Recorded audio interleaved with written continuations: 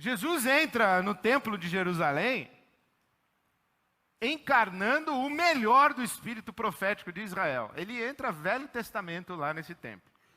Ele entra, por exemplo, levado e carregado pelas palavras do profeta Malaquias. O profeta Malaquias disse assim: eu enviarei, Deus falando pela boca do profeta Malaquias, capítulo 3, eu enviarei um mensageiro, e o mensageiro vai preparar o caminho. Então, o Messias vai chegar e vai ao templo. Mas quem poderá suportar a sua presença no templo? Quem poderá suportar o dia da sua ida ao templo? O Messias. Agora o Messias está presente no templo. Isso aqui é o cumprimento da profecia de Malaquias. Só que quando Jesus entra no templo, ele entra e esparrama as mesas dos cambistas, ele desmantela o comércio que está acontecendo no pátio do templo, e ele manda destruir o templo. O que acontecia é que era a ocasião da Páscoa, e os judeus de todos os lugares iam a Jerusalém. Jesus mesmo subiu a Jerusalém, subiu a Sião. Foi Jesus especificamente para a festa da Páscoa. E muitos judeus vinham de longe para a festa da Páscoa. Para os sacrifícios, estima-se que num período de festa da Páscoa em Jerusalém, nos dias de Jesus, eram sacrificados aproximadamente 250 mil animais. 250 mil animais eram sacrificados no templo em Jerusalém. E aqueles que vinham de longe, eles não traziam seus animais, eles traziam dinheiro. E chegando no templo, eles compravam os animais que iriam ser sacrificados.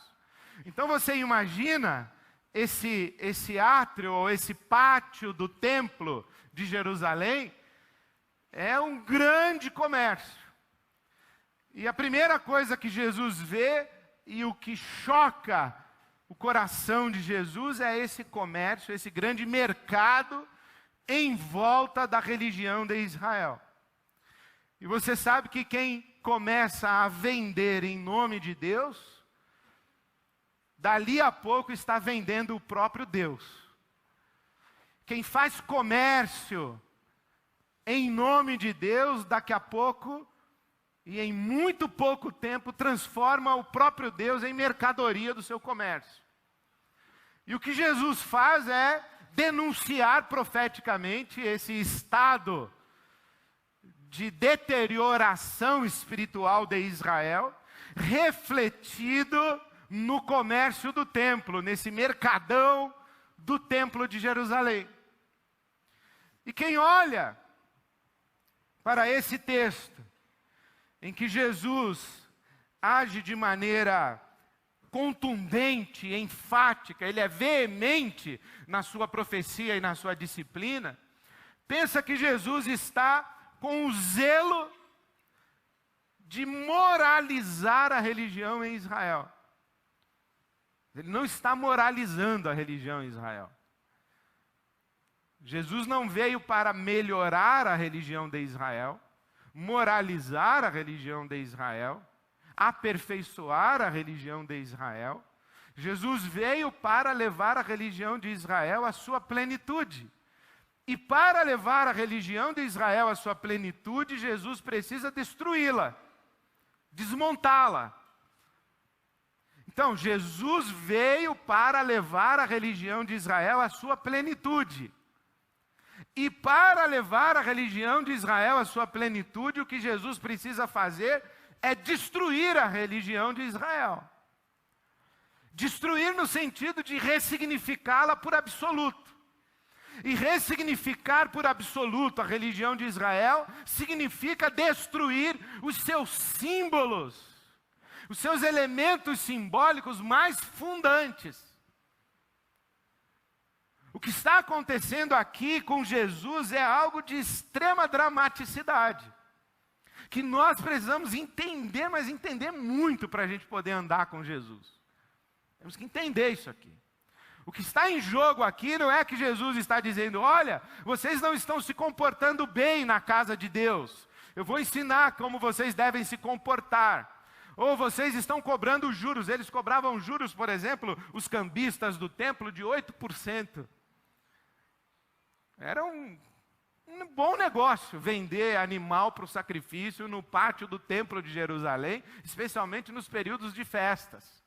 Jesus não está dizendo, olha, vamos fazer um comércio justo, vamos fazer um negócio que seja justo, vamos nos comportar adequadamente. Jesus não está com essa conversa.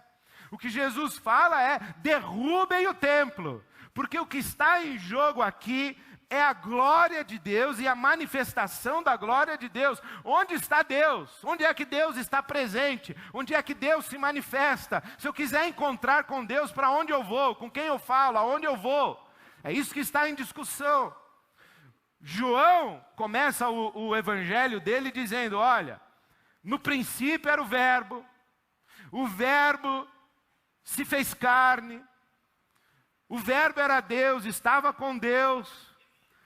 E ele diz então que Deus veio ao nosso mundo na pessoa de Jesus de Nazaré, se fez carne, Deus encarnou na pessoa de Jesus. E lá no versículo 14 do primeiro capítulo de João, do Evangelho de João, se diz assim, olha, o Verbo se fez carne e habitou entre nós. Tabernaculou, montou o seu tabernáculo entre nós, e nós vimos a sua glória, a glória do Pai. Depois vira um pouquinho a sua página, no capítulo 2, Jesus faz o seu primeiro milagre. Qual é o primeiro milagre de Jesus? Transformar água em vinho, no casamento na cidade de Caná da Galileia, lá na região da Galileia, no norte, na cidade de Caná. Jesus vai lá numa festa de casamento, transforma água em vinho. E que água era essa? A água que estava enchendo as talhas usadas para as purificações cerimoniais, as purificações ritualísticas da religião de Israel. Então Jesus transforma aquela água em vinho. Vinho representa o sangue de Jesus. Então olha o que está acontecendo. Jesus transforma a água em vinho. E no capítulo 2, versículo 11, João diz assim, esse foi o primeiro milagre de Jesus. E com esse primeiro milagre, Jesus revelou a sua glória aos seus discípulos e eles creram nele. Então o que João está narrando aqui para nós é essa presença da glória de Deus entre nós. Se você conversasse com um judeu daqueles dias, ele entenderia perfeitamente isso. Se você perguntasse para um judeu, aonde está a presença de Deus e a glória de Deus no meio do povo? Ele diria, olha, isso começou lá com Moisés. Quando nós saímos do Egito e atravessamos o deserto, enquanto peregrinamos 40 anos no deserto, Deus nos mandou construir um tabernáculo. O que era um tabernáculo? Era um templo móvel.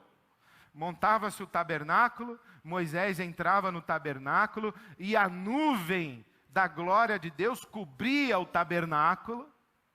Depois a nuvem ia embora, Moisés ia embora, desmontavam o tabernáculo e continuava a viagem pelo deserto. Montava o tabernáculo, Moisés entrava no tabernáculo, a nuvem da glória de Deus descia sobre o tabernáculo. Então o tabernáculo era esse símbolo da presença de Deus e da glória de Deus. Por isso é que aqui a Bíblia Sagrada está dizendo que Jesus tabernaculou entre nós, montou a sua tenda. Jesus é essa presença que traz consigo a glória de Deus para o meio de nós. Jesus está falando aqui, destruam o templo. Por que ele está falando, destruam o templo? Ele está falando, destruam o templo, primeiro porque Deus jamais imaginou um templo para si. E essa é uma faceta muito estranha da palavra de Deus. Coisas que Deus não quer, jamais imaginou, jamais desejou, não planejou, não achou boa ideia, mas assimilou no seu projeto. Você já parou para pensar que pode ter coisa na sua vida que Deus não quer e que você insiste tanto que Ele te dá? Não é uma boa ideia, mas você insiste. Não estava no plano dele, mas você insiste. Isso aconteceu com o templo de Jerusalém, hein? O templo de Jerusalém não foi desejado nem solicitado por Deus. O projeto de Deus foi um tabernáculo. Aí um belo dia o rei Davi está lá meio que desocupado. Davi desocupado era um perigo. Ele está lá meio desocupado, ele tem uma ideia de construir um templo para Deus. E o Natã, que gostava de agradar o rei, profeta que gosta de agradar o rei também é um perigo. Então Natã, quando ouviu a ideia do rei Davi, falou assim: muito bom, rei, faça mesmo um templo para Deus. Aí o Natã vai dormir à noite e Deus vai lá puxar o pé dele. Oh, eu pedi templo?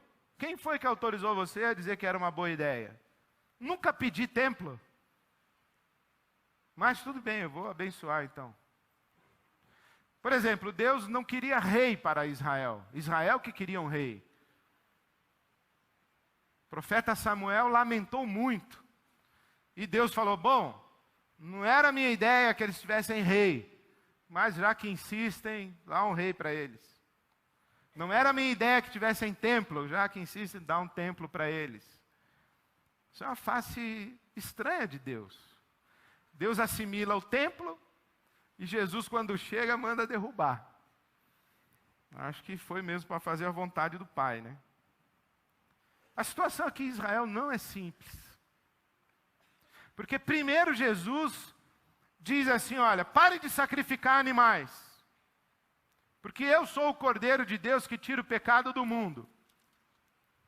Já confunde bastante o pessoal. Pare de sacrificar animais. Agora pensa que você vive do comércio do templo. E que Jesus chega, a primeira coisa que ele fala, ó, fecha a sua barraca. Você aí que tem casa de câmbio no pátio do templo, fecha a sua casa de câmbio. Vocês aí, ó, máfia dos sacerdotes que controlam as casas de câmbio no pátio do templo, a casa de vocês vai cair, porque isso aqui vai acabar. Não tem mais sacrifício, por quê? Porque eu sou o Cordeiro de Deus que tira o pecado do mundo, então não vai mais sacrificar. Já gera uma confusão. Agora ele diz assim: derruba o templo. Não apenas ele acaba com o sacrifício, mas ele manda derrubar o lugar onde o sacrifício acontecia.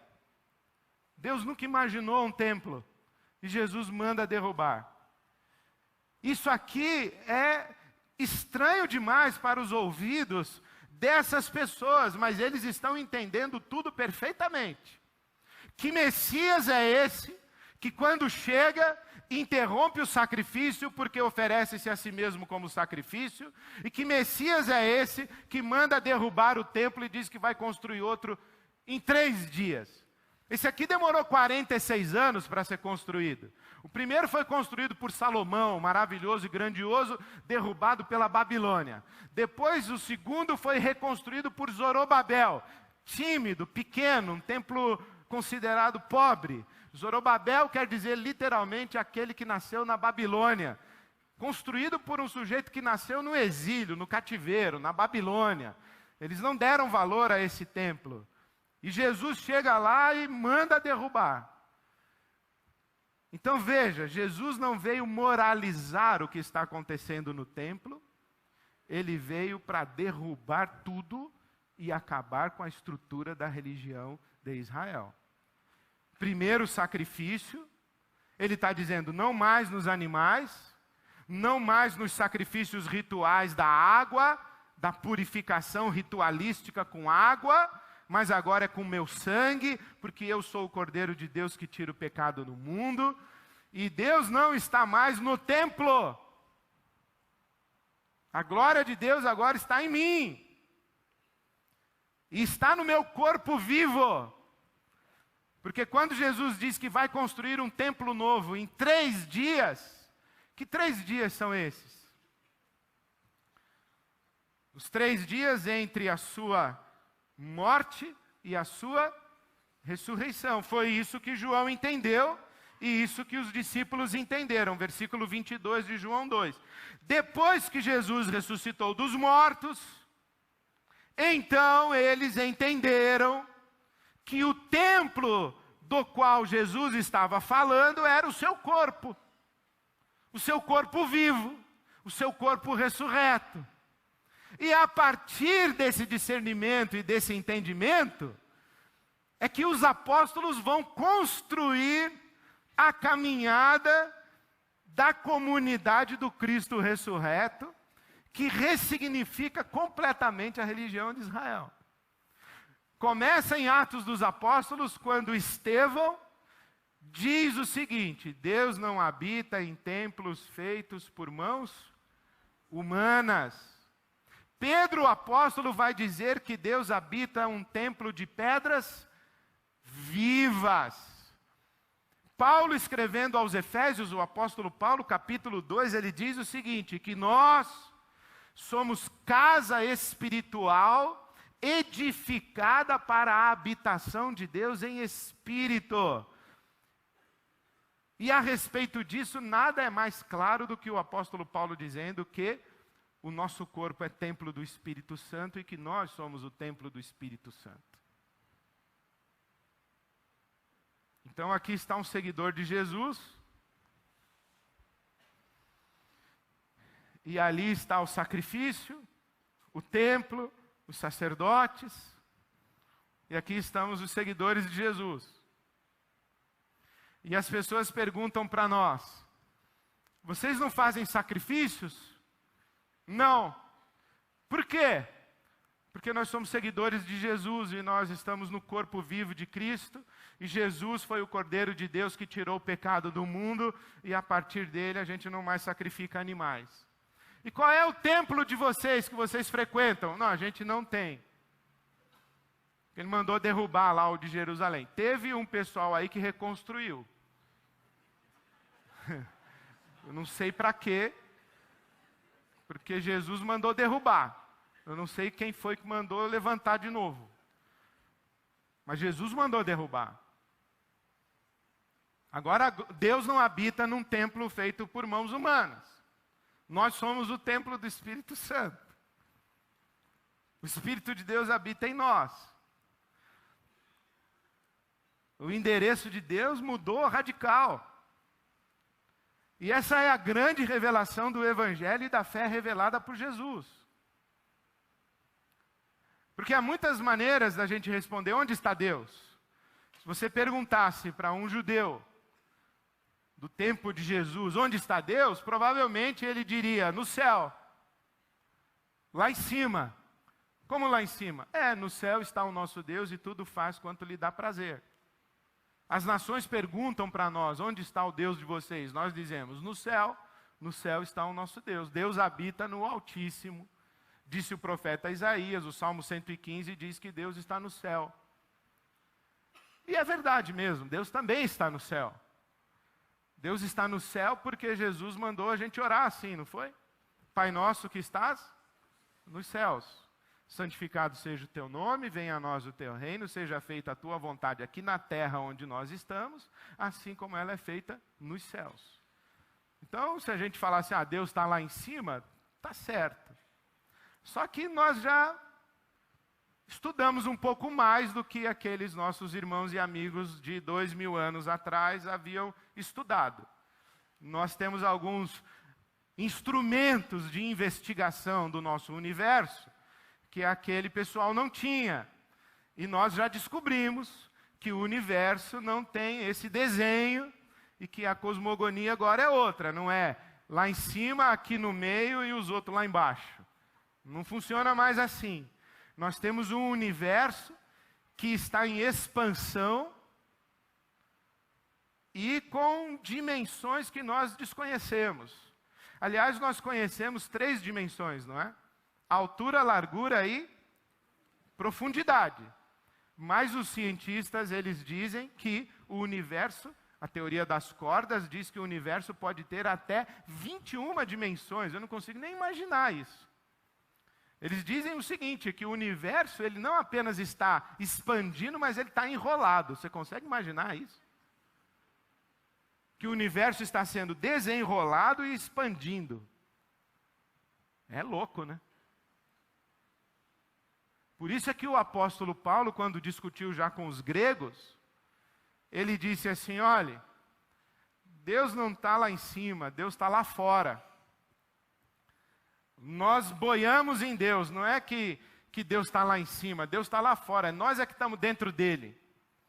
Nele somos, nos movemos e existimos. Nós estamos boiando dentro de Deus. Deus está lá fora porque não há nada dentro do universo que se compare a Deus. Deus não é o topo da hierarquia das coisas existentes no universo.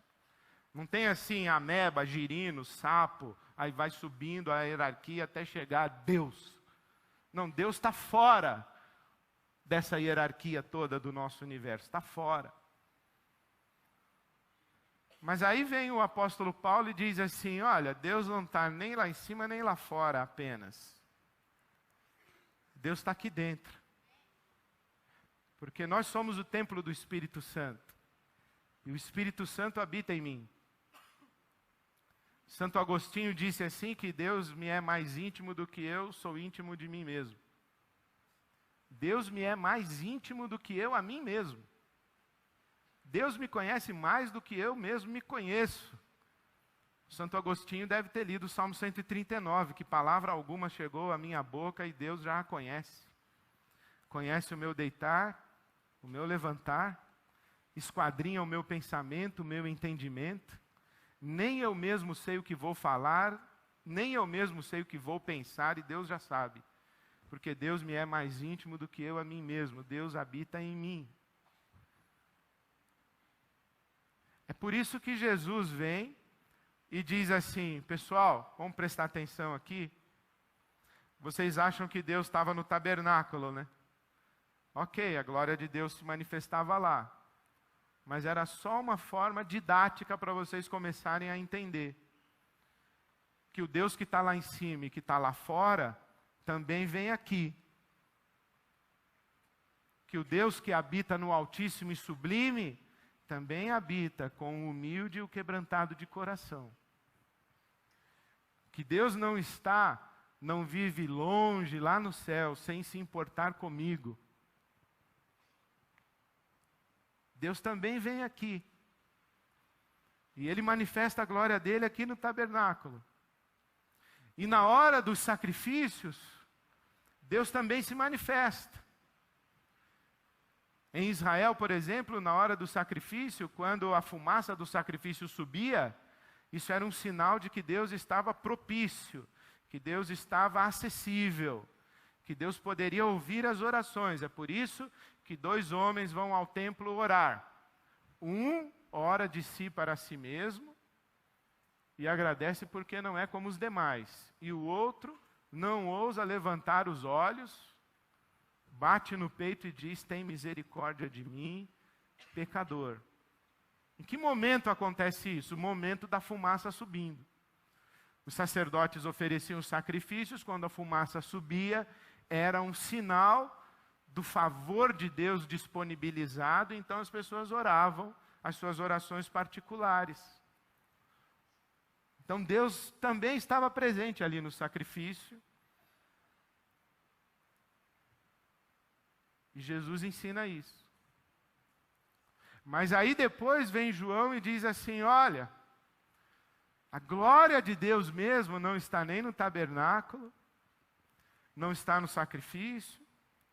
A glória de Deus também não é aquela que enche o templo, como Isaías teve a experiência. Enquanto eu estava no templo, o templo se encheu da glória de Deus.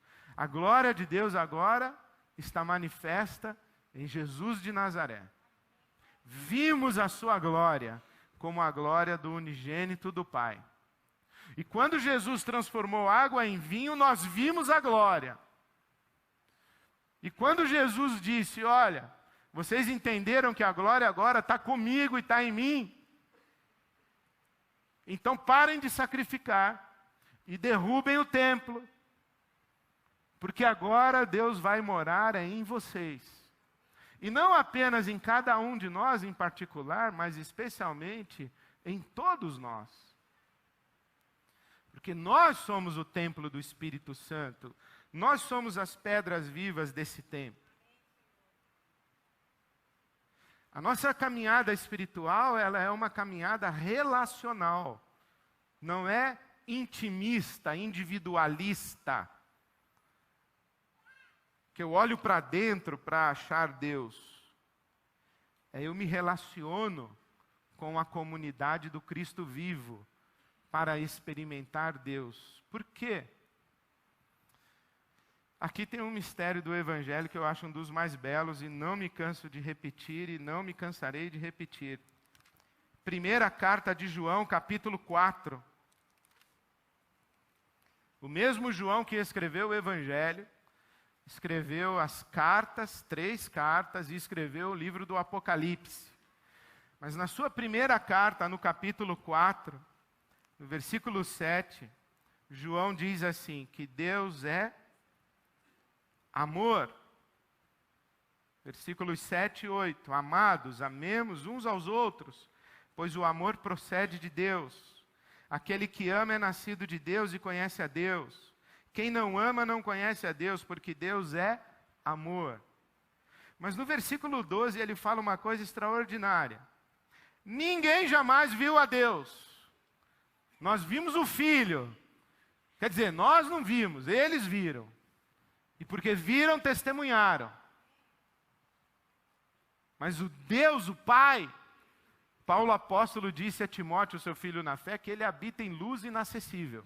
Vocês estavam acostumados a buscar a glória de Deus, a presença de Deus, a manifestação de Deus, o favor de Deus. Todas as esperanças de vocês concentravam no sacrifício e no templo. Mas agora eu acabei com o sacrifício porque eu sou o Cordeiro de Deus que tira o pecado do mundo, ninguém mais faz sacrifício. E eu mandei derrubar o templo, então não tem mais templo. Então para onde eu vou quando eu quero experimentar Deus e ter uma experiência de Deus? Quando eu quero vislumbrar a glória de Deus presente aqui? Quando eu quero receber o favor de Deus? João está dizendo, se nos amarmos uns aos outros, o amor de Deus está em nós. E o amor de Deus é perfeito em nós. Vá para a comunhão de amor. É aí que está Deus.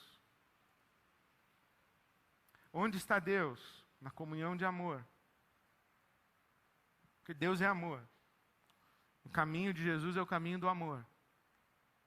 Não é o caminho dos rituais, não é o caminho das doutrinas, dos dogmas, não é o caminho do comportamento moral, é a comunidade do amor. Agora, comunhão de amor não é encontro para comer pizza, pequeno grupo, não é grupo de amigos, não é disso que nós estamos falando. Isso se chama sociabilidade. Isso se chama, assim, reunir com gente legal que nem a gente. Comunhão de amor é doar sangue, é lutar pelo direito de quem não tem direito, de quem não tem voz, é se colocar no lugar do outro, é dar pão para quem tem fome, é dar agasalho para quem tem frio, é lutar pela liberdade do sujeito que está oprimido. É isso que é a comunhão de amor. Tive fome, deste-me de comer. Tá? Não é gostar dos outros. Gostar dos outros a gente gosta de amigo. Amar a gente ama todo mundo. Já reparou que Jesus não gostava de todo mundo?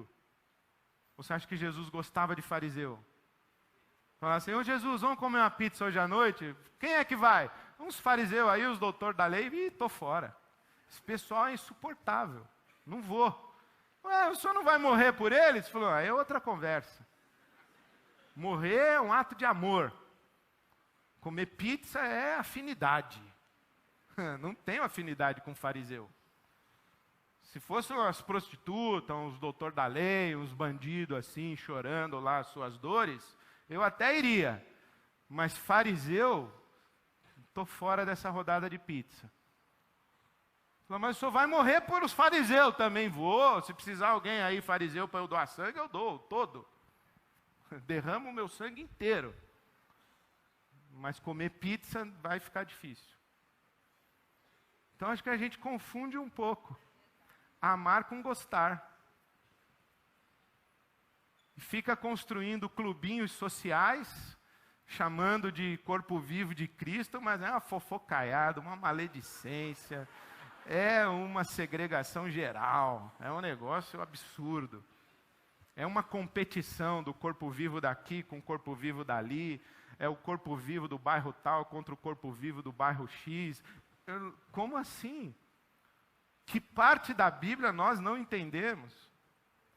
Que o nome do jogo é amor, e que Jesus veio fazer uma comunhão de amor, e que nós todos estamos nivelados por baixo, e vivemos a sombra da cruz, e vivemos da graça de Deus.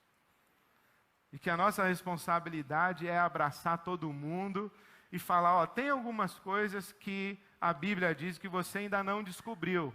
Deixa eu compartilhar com você e ver se faz sentido para você. Ó, tem alguns comportamentos na sua vida que eles são autodestrutivos e destroem todo mundo que está em volta de você. Eu acho que Jesus pode te abençoar e te livrar dessas coisas daí. Vamos caminhar junto para superar isso que só está fazendo mal para você e para os outros? E olhe, tem alguns rituais aqui que a gente faz porque eles são úteis para nós. O chato a gente vai tirando, mas tem umas que são coisas legais. Você quer participar com a gente? Mas no fundo, isso aqui é secundário, porque o que é mais importante é a nossa comunhão de amor. Não sei direito, não canto bem e sou farinha de um saco meio ruim. Mas eu posso fazer parte dessa comunhão de amor? Pode. Você crê que Jesus é Deus que se fez carne e veio revelar o amor de Deus por você? Sim, então chega aí. Não, pode chegar também, não tem problema. Nós vamos amar você do mesmo jeito. Porque não importa aquilo que você crê, não importa a maneira como você se comporta, não importa a religião que você tem, o ritual que você tem, o que importa foi o que Jesus já nos ensinou. E nós não nos relacionamos com você em função do que você traz. Nós nos relacionamos com você em função daquilo que Jesus nos deu. E não vai mudar. E aí é muito bacana quando a gente pode chegar por aí e falar assim, sabe? Eu encontrei uma comunidade que é uma comunhão de amor. E você acredita que até eu fui aceito lá? Falei, eu quero conhecer esse lugar aí. Então é assim que a gente deveria falar da igreja, falar do evangelho, falar do nosso Deus. Encontrei um Deus que diz que ama as pessoas, até uma pessoa que nem eu, ele falou que ama. Então é para lá que eu vou. Encontrei uma comunidade que diz que é a comunhão de amor do Cristo. E inclusive me aceitou. Vai aceitar você também, vamos lá comigo. E vamos viver essa comunhão de amor, porque é aí que Deus habita. Deus habita na comunhão de amor, porque Deus é amor. Eu espero ser identificado como um desses de Jesus e encontrar você no caminho aí da comunhão. Que Deus te abençoe, bem-vindo, bem-vinda. E hoje é o dia do abraço. Então, quem sabe, né? Fica a dica.